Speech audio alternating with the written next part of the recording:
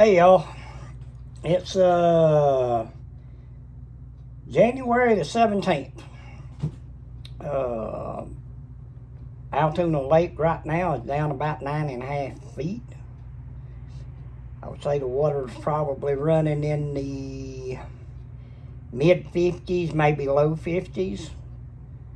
Gonna tell you a little bit of a story, then after a while, I will probably go down and do a little walk around at Phil's Landing just so we can kind of see, where things are at and what's going on with it. Story I'd mentioned last time was me and my dad.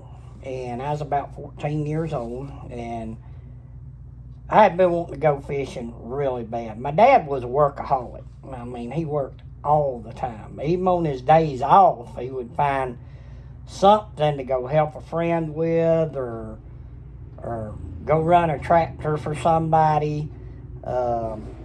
He enjoyed working. I mean, that's just the bottom line. He just enjoyed working. So I became an outdoorsman very early in life, and I loved to fish. That was probably my first step into the outdoors and loving anything in the outdoors, or everything in the outdoors. And it had been a while, probably a couple of months, since we had actually went fishing. So I told Dad I wanted to go fishing really bad, and I kept bugging him about it. It took me about 2 weeks of bugging him to get him to say, okay, we'd go fishing. Well, he was going to be off on Saturday, but he had already planned to go help a friend of ours with his deck that he was building on his house on Saturday. So he told me if I would get the boat ready, get everything in the boat and ready to go, when he come in from work, he would eat a quick sandwich, and then we'd go fishing. And, Mama agreed to have him a sandwich ready as soon as he got here. And we'd load up, we'd eat, load up, and go. Well, Friday came up, and he got off a little bit early, so he got home about 4. It was probably springtime, I'm going to say. Probably March, maybe early April. And so we took off, and we was going to put in down at Knox Bridge. And my dad always had to have his coffee and his cigarettes. He, that was a must on any situation, and you'll understand why I'm bringing that up now a little bit later. He had a coffee thermos, and it was one of the old coffee thermos that had the glass liner in it. And Mama had filled it up with coffee for him to take fishing with us. And he had 1 pack of cigarettes. Well, we was going to be gone probably 3-4 hours. Is all we was going to be gone. So we put Granddaddy's old boat in the water. It was about a 14-foot V-bottom Alumacraft with a 18-horse Evinrude on it, which I still got. I need to get it put back together. But I've been saying that now for probably 20 years. We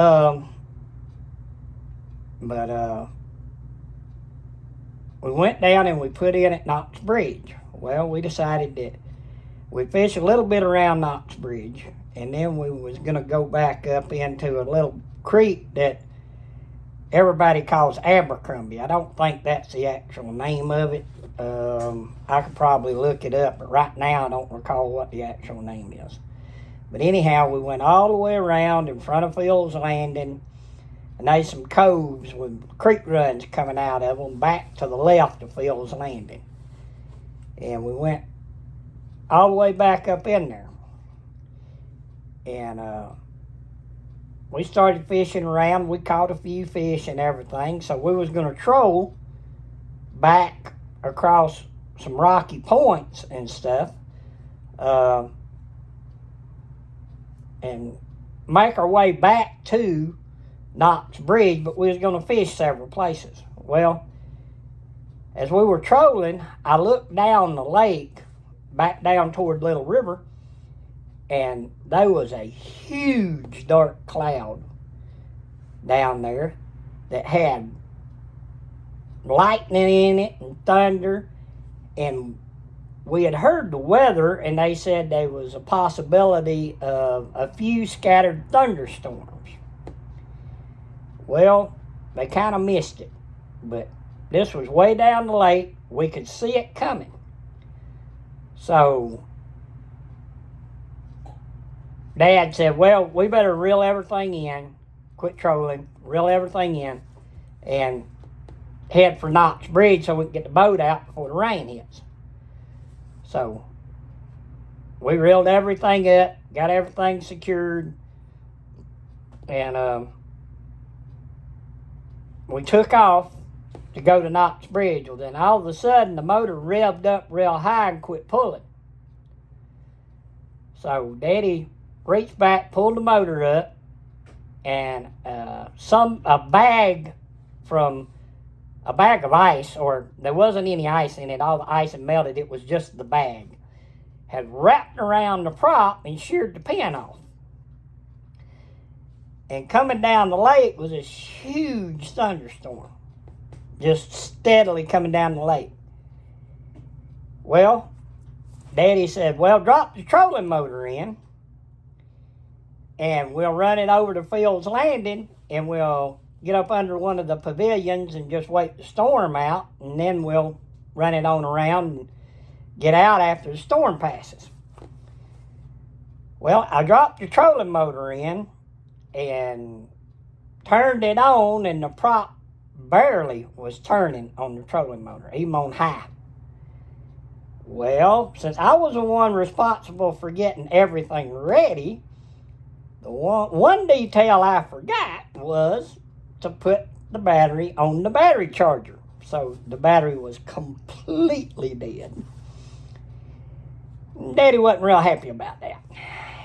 And right before we decided to run to Knox Bridge, he had set his cigarettes on the motor back there, and he had bumped the motor and his cigarettes fell off in the lake. Now that was as we was actually going toward Abercrombie Creek. So that was actually earlier than that. So he didn't have any cigarettes. Well, when he told me to drop the trolling motor down, he decided he was going to pour him a cup of coffee since he didn't have any cigarettes. He reached down to get his coffee, and when we left the house, he had put his thermos in the back of the boat. Well, coming down the road and coming out the driveway, it was bouncing up and down, and it busted the glass in his thermos. So not only did he not have any cigarettes, he didn't have any coffee either. So he was getting a little bit irritable. And when he found out I forgot to charge the battery up, he decided to, well, get the paddles out, and we'll just paddle over to the bank and wait the storm out over here on the bank. And the wind starts getting up, so it was starting to get a little bit rough. Well, I looked around in the boat, and me being as efficient as I was at 14 years old, I had forgot to put the paddles in the boat. So now I got two major strikes against me. One, I didn't charge the battery up. The second one is I didn't put the paddles in the boat. Well, I looked around, and there was two little boards in there. They were like 1x2s, maybe. And I said, well, I found these two boards. There's no paddles in the boats. And Daddy kind of rolled his eyes in disgust, but you know, it was what it was at that time. So he said, well, give me one paddle. You take the other paddle, and we'll just paddle over the shore, and we'll tie the boat off and just set on shore. We're going to get soaked. We'll wait till the storm blows up. Then we'll push the boat back out and get it over to Phil's Landing. And then we'll walk and get somebody. Well, the storm kept getting closer and worse, and the wind got up. And the wind started blowing us straight in anyway. But I grabbed the paddle and got on the front, or grabbed the board and got on the front. Daddy grabbed the board and got on the back. And we was paddling like crazy to try to get to the shore. Daddy looks up, and I'm paddling one way. Daddy's paddling the other way, and we're sitting there going around in circles. Daddy already getting irritable. He said, well, the D word. At least let's paddle in the same direction. So, I straightened up, he straightened up, we both looked, and we both started paddling in the same direction. When we got to the shore, the wind was just really bad, white capping, was up against rocks. So we decided, well, we got to get out of this weather because it was really bad. Lightning, thunder, bad winds.